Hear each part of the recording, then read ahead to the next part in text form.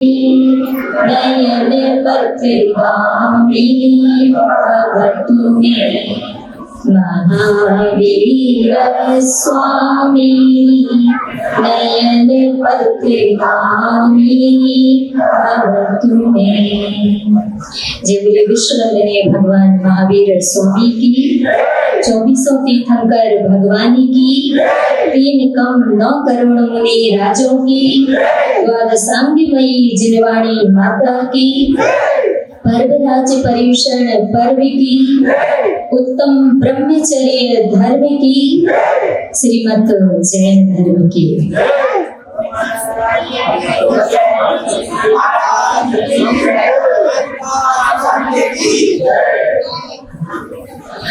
वास्तव में आप सागर वालों ने इस पर्यूषण पर्व को अद्भुत अतिशयकारी रूप से मनाया है।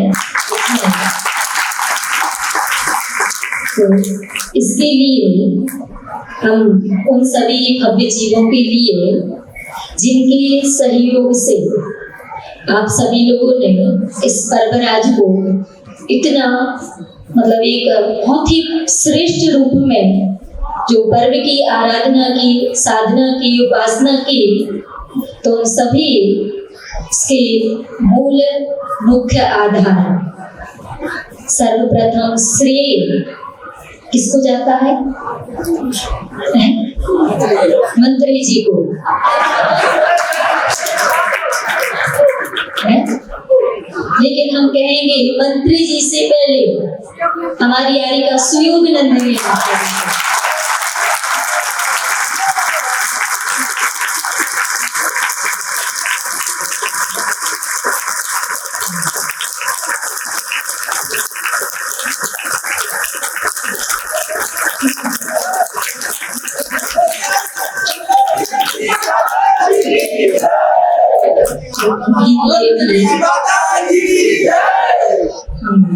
अनंत सा आशीर्वाद प्रदान करते हैं कि वो इसी तरह जिन शासन की महती प्रभावना करते हुए अपने मोक्ष मार्ग पर बहुत ही आगे बढ़े और फिर उसके बाद मूल स्तंभ बने आपके मंत्री जी और उनकी पूरी कमेटी मुरा जी की और धर्म जागृति गुरु और भी जो भी जिस प्रकार से जिनका हमें नाम पता नहीं हो, पंडित जी, संगीतकार भैया लोग और भी पुजारी भैया लोग, इन्होंने बहुत सहयोग किया क्योंकि इनके सहयोग के बिना और धर्म जागृति वालों के लिए पुष्प ला दे। अब वो उसमें बुरा नहीं मानना, अपने लोग ऐसे ही बोलते हैं, जिनसे ज्यादा अपनत्व होता है उनसे ऐसी लैंग्वेज में बोल देते हैं, तो उसमें बुरा या विकल्प नहीं करना चाहिए। तो इस बात के लिए हम आप सभी लोगों के लिए बहुत बहुत बहुत सारा अनंत सा आशीर्वाद प्रदान करते हैं। लेकिन आप लोगों से पहले इन सब के लिए, क्योंकि ये लोग आते नहीं तो आप किसकी व्यवस्था बनाते हैं, आपका मन नहीं लगता। और इनसे भी पहले ये तो अपने मुरा जी के लोग हैं, है ना, जो डेली आते थे। इनसे भी पहले जो दूर अन्य मंदिरों से दूसरे मंदिर से आना बहुत बड़ी बात होती है, तो उन सबके लिए भी हम सबसे पहले आशीर्वाद प्रदान करती हूँ। और आज का जो उत्तम ब्रह्मचर्य धर्म है तो वो तो सबको पता होगा शायद, है ना? हाँ, पता तो है, लेकिन लोग तो सोचते हैं ब्रह्मचर्य व्रत का नाम आ गया तो पहाड़ टूट गया। ऐसा लगता है संसारी प्राणी को। हाँ, माना कि कठिन है लेकिन असंभव नहीं है, तो समझना है कि नहीं? हाँ, क्योंकि उत्तम ब्रह्मचर्य धर्म को यदि संसारी प्राणी नहीं समझे तो समझ लेना वैसे तो 10 बार जो पर्व आता है 10 के अंक पर तो शून्य होता है, लेकिन इसके बिना कुछ शून्य नहीं होता। आपकी आत्मा का कल्याण, किसी भी संसारी प्राणी की आत्मा के कल्याण का शुभारंभ ब्रह्मचर्य धर्म से ही होता है। इसलिए आपने देखा होगा कि जो भी जीव मोक्ष मार्ग पर जाता है तो सबसे पहले ना उसको ये नियम दिया जाता कि तुम गुस्से का त्याग कर दो या और किसी कसाय को छोड़ दो। सबसे पहले क्या होता है? ब्रह्मचर्य व्रत दिया जाता है। तो आप भी इस बात को समझे कि ये जो आप सभी ने विगत 10 दिनों से धर्म के 10 लक्षणों को समझा है, तो वास्तव में ये धर्म के 10 लक्षण आपकी आत्मा को परमात्मा बनाने की प्रक्रिया है। परमात्मा बनने का मतलब कल्याण हो जाना। परमात्मा बनने का मतलब संसार के सारे दुखों से छूट करके जब परमात्मा अवस्था प्राप्त होती है तभी वास्तविक रूप से पूर्ण कल्याण अपनी आत्मा का होता है। तो ब्रह्मचर्य धर्म के बिना हमारी आत्मा की वो शक्ति या आत्मा का कल्याण नहीं हो सकता। आप क्रोध भी छोड़ दें, मान भी छोड़ दें, मायाचारी भी छोड़ दें और भी सारे पाप कसाय छोड़ दें, लेकिन ब्रह्मचर्य धर्म यदि आपके जीवन में नहीं आया, अब आप कहोगे माता जी हम लोग तो सदग्रस्त हैं, हम लोग ब्रह्मचर्य धर्म कैसे पालन कर सकते? आप भी सदग्रस्त श्रावक भी ब्रह्मचर्य धर्म का पालन कर सकता है ब्रह्मचर्यानुव्रत के रूप में। तो आपको व्रत का पालन क्यों आपको करना चाहिए और कैसे करना चाहिए, तो हम बहुत ही संक्षेप में, क्योंकि जिसको पानी लेना होगा तो उनको विकल्प हो सकता है, तो संक्षेप में हम केवल आपसे इतना कहना चाहते हैं कि जिस प्रकार से किसी भी मंदिर की पूर्णता किससे होती है? उसके शिखर पर स्थित कलश के माध्यम से। ऐसे ही कोई विद्यार्थी यदि विद्या अध्ययन करता है तो उसकी पूर्णता जब पूर्ण उस विद्या में पारंगत हो जाए तो ठीक है कि उसने कुछ किया, नहीं तो कहते बेवकूफ है, इतनी मेहनत की और क्या मिला? कुछ भी नहीं मिला। तो इसी प्रकार यदि हमारे जीवन में हमने जो भी धर्म किया आज तक, देव दर्शन से लेकर के नमोकार मंत्र पढ़ने से लेकर के, जब आप 45 दिन के हुए थे तो आप मंदिर आकर के सबसे पहले आपने नमोकार मंत्र सुना था धर्म के रूप में, तब से लेकर के आज तक आपने जो भी धर्म किया है उसकी सार्थकता किससे होगी? ब्रह्मचर्य धर्म के माध्यम से। और ये बिल्कुल भी नहीं घबराना कि ब्रह्मचर्य धर्म बहुत कठिन होता है, परिणामों को व्यक्ति अपने कंट्रोल में नहीं कर सकता है, पंचम कालिक का जो माहौल है, भौतिकता की चकाचौंध है और उसमें जो संस्कार है बच्चों के वो उसी तरीके के, मतलब संसारी प्राणी जैन धर्म को मानने वाले हैं, उन्हें छोड़ करके अन्य लोग ब्रह्मचर्य धर्म को धर्म ही नहीं मानते। वो कहते ये भी कोई धर्म होता है, लेकिन यही सबसे बड़ा धर्म होता है। धर्म का राजा है, ध्यान रखना, शुरुआत भी इसी से और पूर्णता भी इसी से होती है, इसके बिना कुछ है ही नहीं।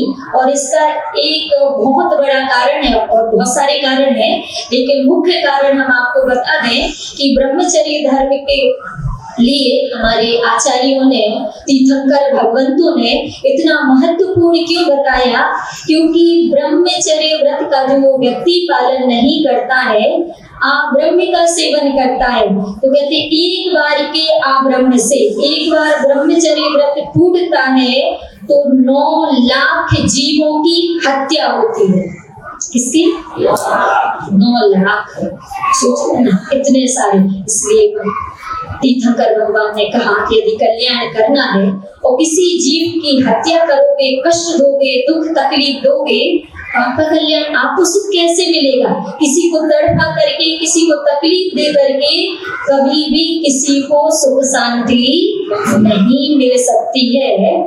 तो यदि आप इस धर्म को पूर्ण रूप से प्राप्त करना चाहते हैं, अभी नहीं कर पाओगे, हो सकता है इस जीवन में नहीं भी कर पाए, यदि आप सदग्रस्त अवस्था में, वैसे तो श्रावक भी कर सकते हैं और वैसे बिल्कुल ब्रह्मचर्यानुव्रत तो पालन करने में कोई परेशानी है ही नहीं, फिर भी हमारे जैन ग्रंथ कहते हैं कि यदि आप इस व्रत को प्राप्त करना चाहते हैं या इस धर्म को अपने जीवन में, अपनी आत्मा में प्रकट करना चाहते हैं, तो सर्वप्रथम आपको इस बात का ध्यान रखना चाहिए, जिनकी शादी हो गई है वो भी इस बात का ध्यान रखें, और जिनकी शादी नहीं हुई है उन्हें तो विशेष ध्यान, और जो भी छोटे हैं, बच्चे हैं जिनकी 18 वर्ष की उम्र नहीं हुई, तो उनका ध्यान उनके माता पिता को रखना चाहिए, और जो 18 वर्ष के हो गए तो उन्हें स्वयं इस बात का ध्यान रखना चाहिए, अपने ब्रह्मचर्य व्रत को पूर्ण सावधानी से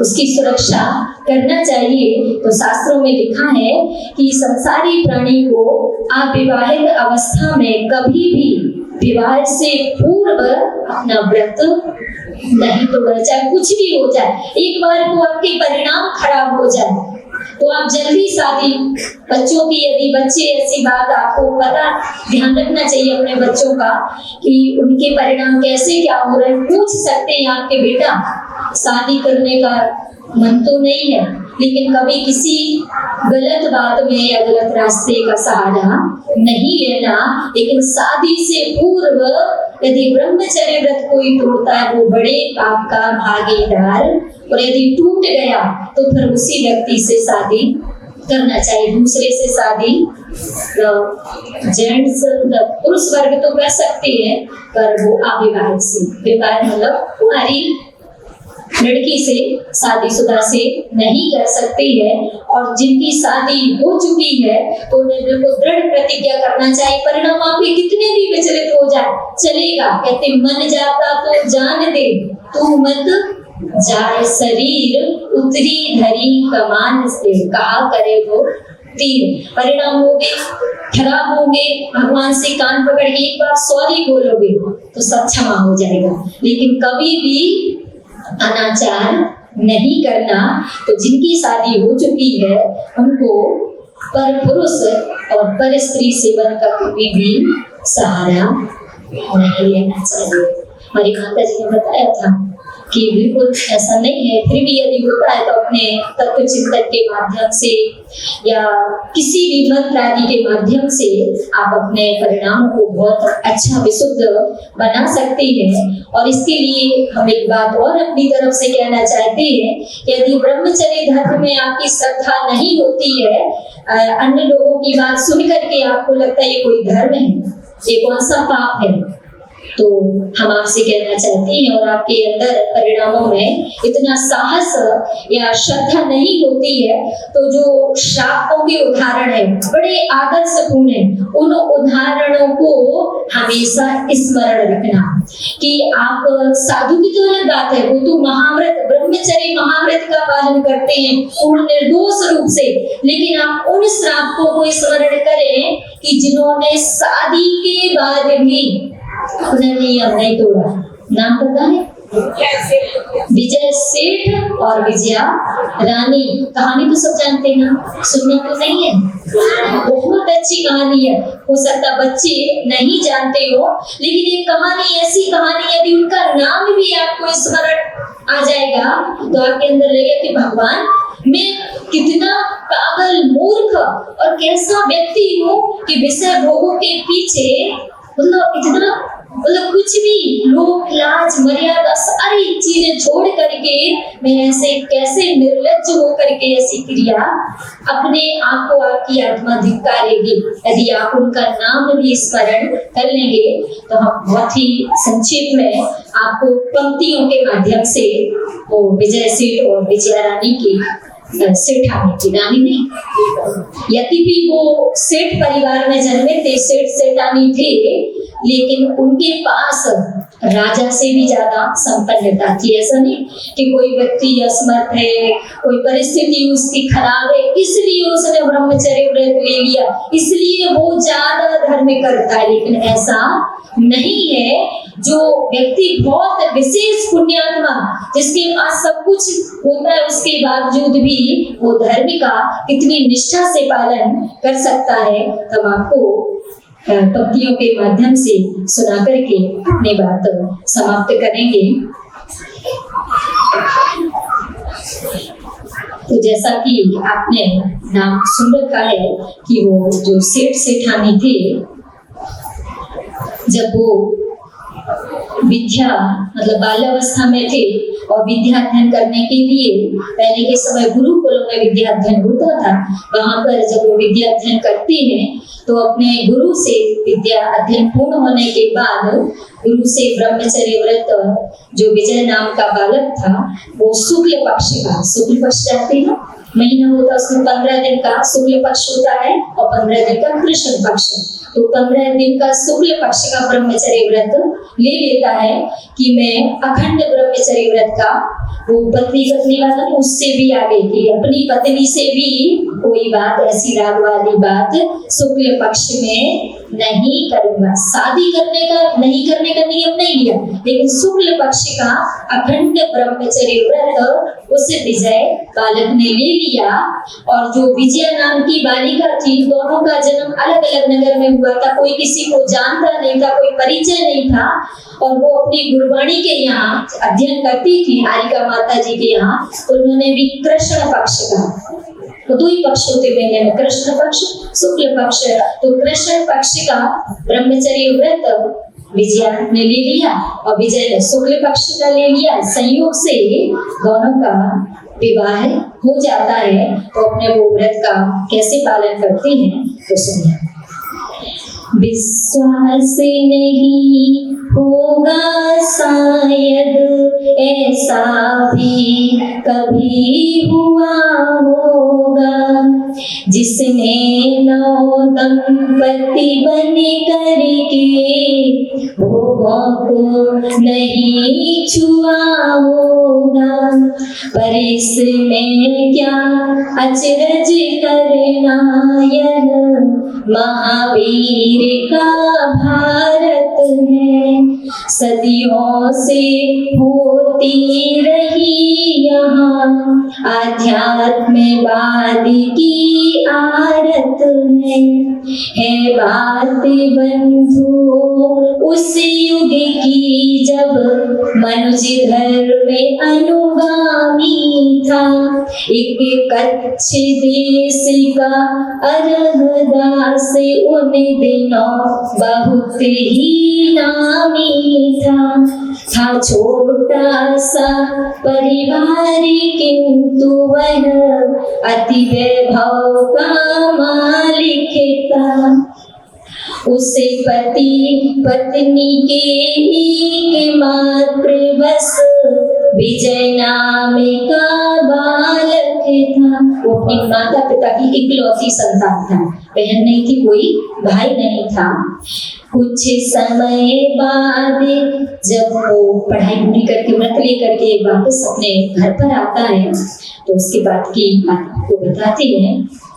कुछ समय बाद संयोग अचानक ऐसा योग मिलाता है। था नगर सेठ धनराज सुता से वह संबंध रचाता है। थी परिणय की जब प्रथम रात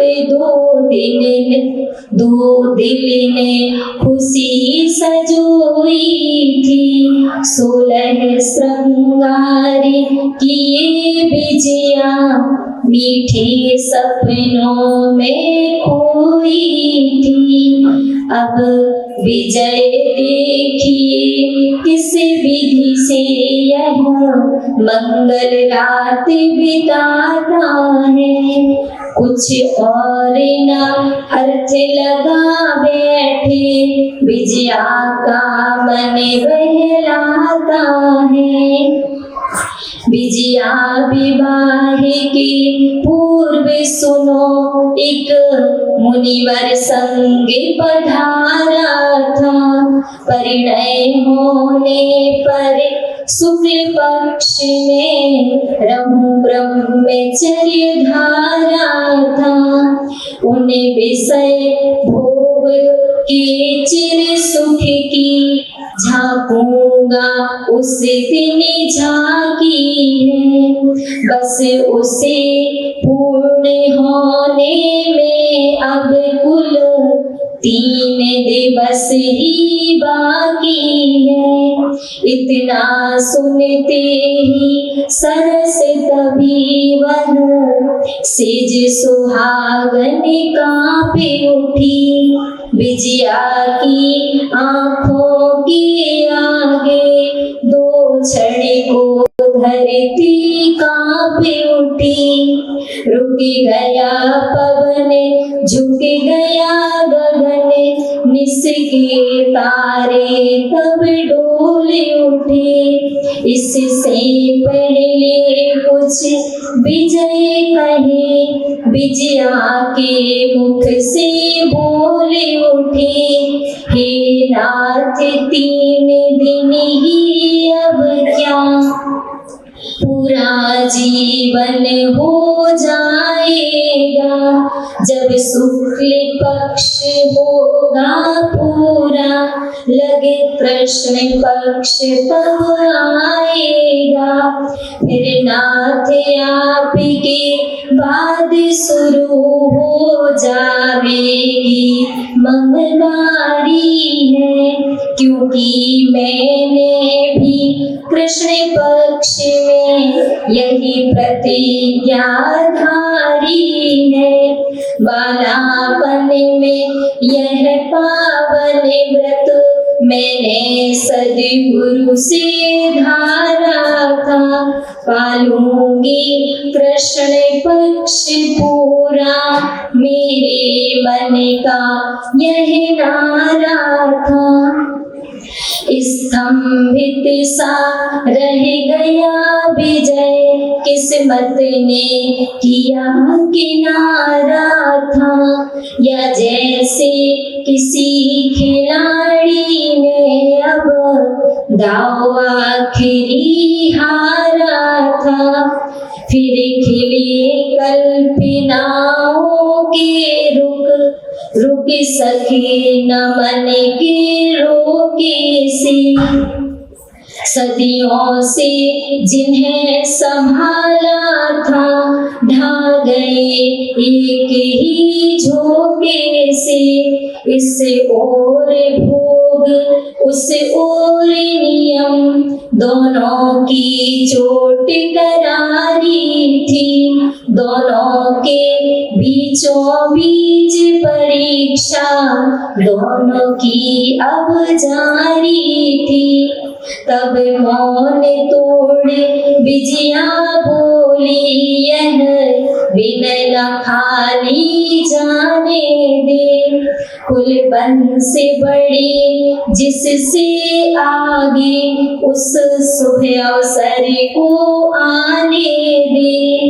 सुंदर सुशील कन्या बिलोक यह प्रिय भाव भर सकते हैं। है आप पुरुष इस कारण से फिर से विवाह कर सकते हैं। विश्वास रखे मैं सपने में भोगों की ओर न ताकूंगी। पत्नी न सही दासी बनकर सानंद जिंदगी काटूंगी। बस बंद करो कहीं उठा विजय, अब और नहीं सुन पाऊंगा। मैं पालू लाख जन्म तो भी तुम जैसी प्रिया न पाऊंगा। कैसे खो दूं ये शुभ अवसर, जो बड़े पुण्य से आया है। संयोग परीक्षा दोनों की लगता क्षण लेने आया है। कहे उठा विजय सुन ले विजया, इस तरह विजय ना पाओगी। परिणय की बात स्वप्न में भी मुझको अब कभी न भाएगी।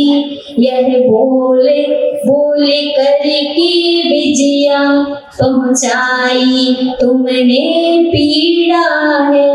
क्या विषय वासनाओं का ही मेरा मन लगता क्रीड़ा है। आजन्म ब्रह्मचर्य का तुमने घर पालन करने का बल है। क्या नहीं पाल सकता हूँ मैं, क्या नर नारी से दुर्बल है। तुमने पतिव्रत के कारण ही लगता यह वचन सुनाया है। या तुमने इस नर के मन को सचमुच में जान न पाया है। अब एक प्रतिज्ञा और प्रिय हम दोनों संग में धारेंगे। जब एक लक्ष्य है एक हृदय, फिर कैसे हिम्मत हारेंगे। अब भाई बहन जैसा हम यह जीवन गुप्त बिताएंगे।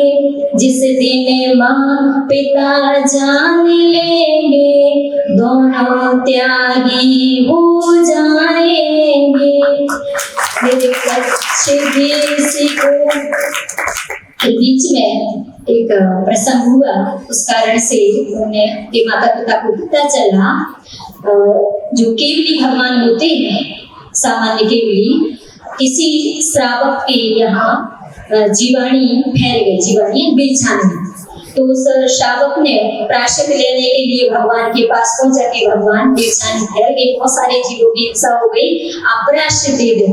तो भगवान ने कहा कि इसका प्रायश्चित दो प्रायश्चित है, या तो 84,000 मुनि महाराजों का एक साथ आहार करो अपने चौके में, एक ही दिन में, एक साथ। तो उसने कहा ये कैसे? भगवान ने कहा बिल्कुल संभव नहीं है, लेकिन पाप का क्षय हो सकता है। उसने कहा भगवान जो कर सकते हैं, जो हो सकता है, क्योंकि मुनि महाराजों की विधि नहीं बनेगी तो जबरदस्ती थोड़ी ना उन्हें रोकेंगे। और एक साथ यदि 84 मुनि महाराज और हमारे चौकी में, तो मतलब फिर कैसे क्या होगा? तो फिर भगवान ने बताया कि ऐसा करो, जो शील व्रती अखंड ब्रह्मचारी है और शादी के बाद, शादी होने के बाद जिन्होंने अखंड ब्रह्मचर्य व्रत पालन किया हो उनका पूजन करवा दो। तो उन्होंने कहा ये भी कैसे पता चले? तो मुनि महाराज ने कहा कि तुम्हारे नगर में जितने भी दंपत्ति हैं, सदग्रस्त, जितने भी कपल होते हैं, उन सबका भोजन करवाओ। और जिस दिन तुम्हारा ये जो चंदोबा सफेद हो जाए, क्योंकि पाप के कारण से वो चंदोबा काला हो गया था, और जिस दिन सफेद हो जाए तो समझ लेना कि आपका प्रायश्चित पूरा हो गया। आपके यहाँ उन अखंड ब्रह्मचर्य दंपत्ति का आहार आपने करवा दिया।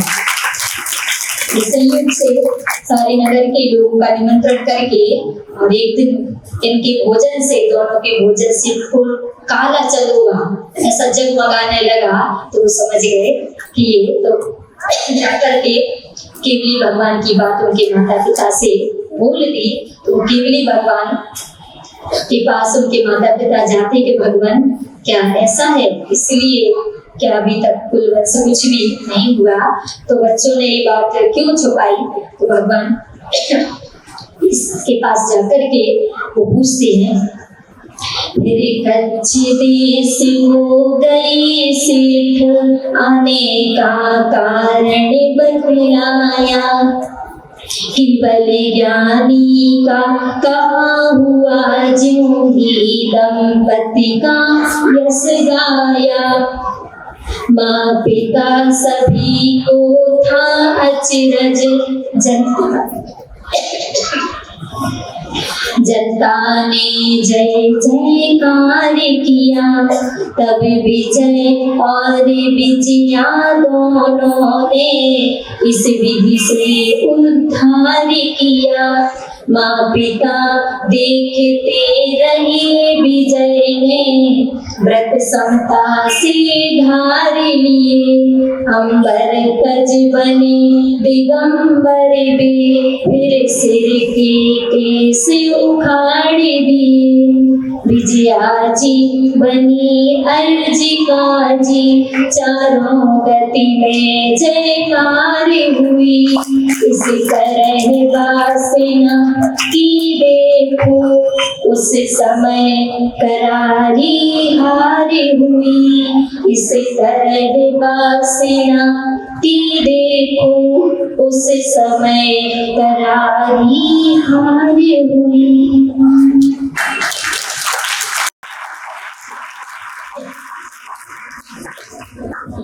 इसी प्रकार यदि हम भी अपने जीवन में जो भी उपलब्धि को प्राप्त करना चाहते हैं, तो आपको भी अपने, क्योंकि बिना ब्रह्मचर्य व्रत के किसी भी प्रकार की उपलब्धि, चाहे वो लौकिक हो या पारलौकिक, कोई भी उपलब्धि संसारी प्राणी के जीवन में नहीं हो सकती है। तो आप सभी भव्य जीव इस आत्म कल्याणकारी पर्व के अंदर आपके अंतर्मन में ये जो पर्व है वो बहुत प्रकट करें। इसी मंगल भाव के साथ आप सभी का शुभ मंगल कल्याण हो, इसी भावना के साथ जय उत्तम ब्रह्मचर्य धर्म की द्वादशांगमयी जगवाणी माता की, जगवाणी के ज्ञान से सूची का दुख सुवर्ण सत्य सदा भेद हो। ये जगवाणी भारती को